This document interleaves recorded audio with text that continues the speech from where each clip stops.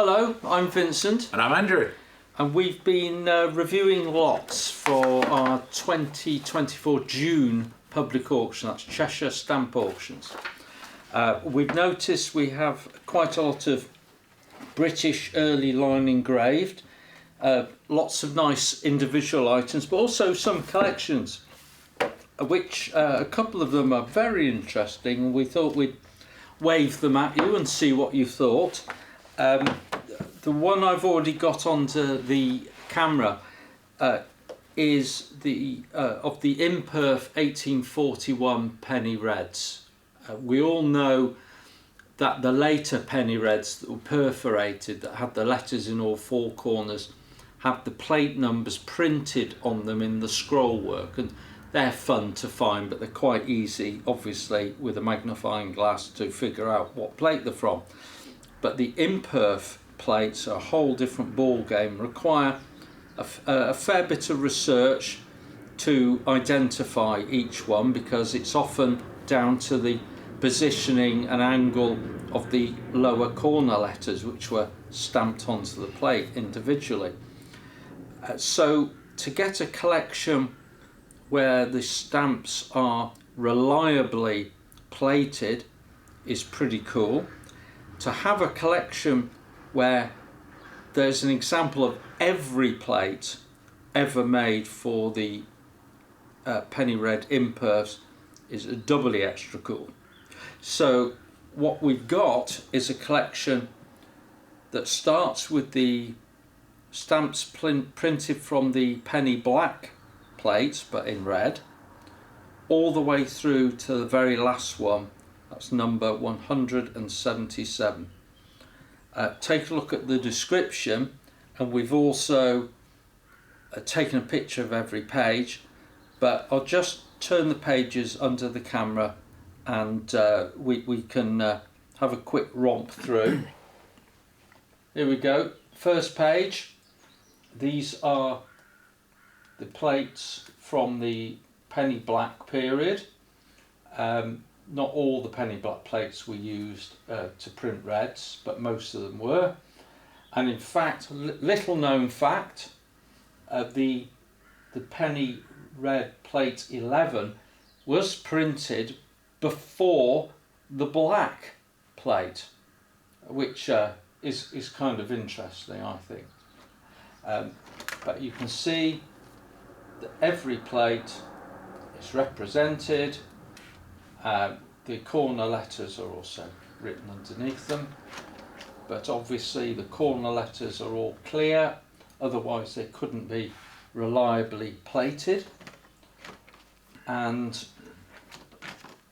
what's particularly great about this lot, in my opinion, is it has some very rare stamps, and that's the last four plates: 174, 75, 76, 77. Very difficult to find these stamps. They are catalogued extremely highly, but that doesn't really reflect how tough it can be to find them. These have been identified by a renowned expert who we know and trust. The whole collection probably catalogues over £16,000. We have an estimate range on this of 2,000 to 2,500 for 173 accurately plated imperf penny reds, the entire collection in one fell swoop. So we hope you'll consider bidding on that, because it's a great thing to own, and you bought it and it's done. Anyway, I think Andy's got something very different he wants to put under the camera. I have lot 1316. It's a collection of the early Victorian security underprints and overprints that was done by the Oxford Union Society. I'm going to put this under the camera and we'll have a look through some of these.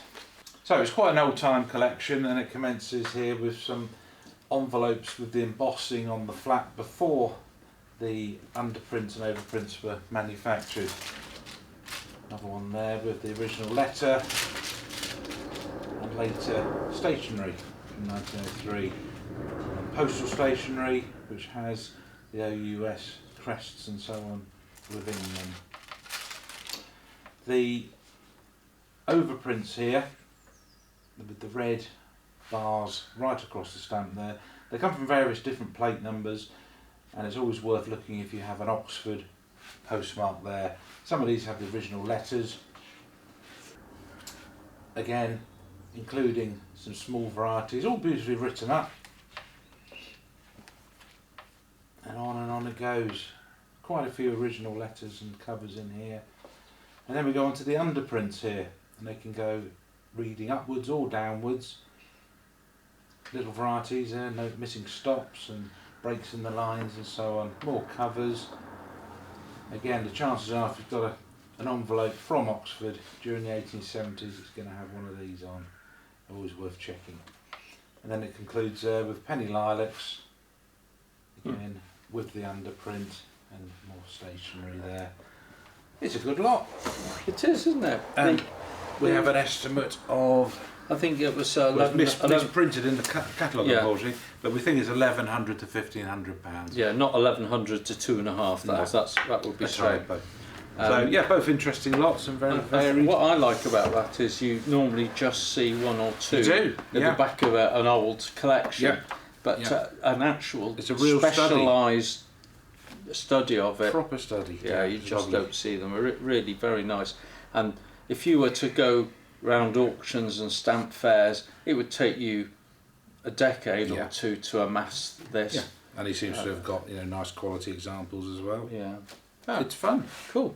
Anyway, thanks for Thank joining you. us. Bye.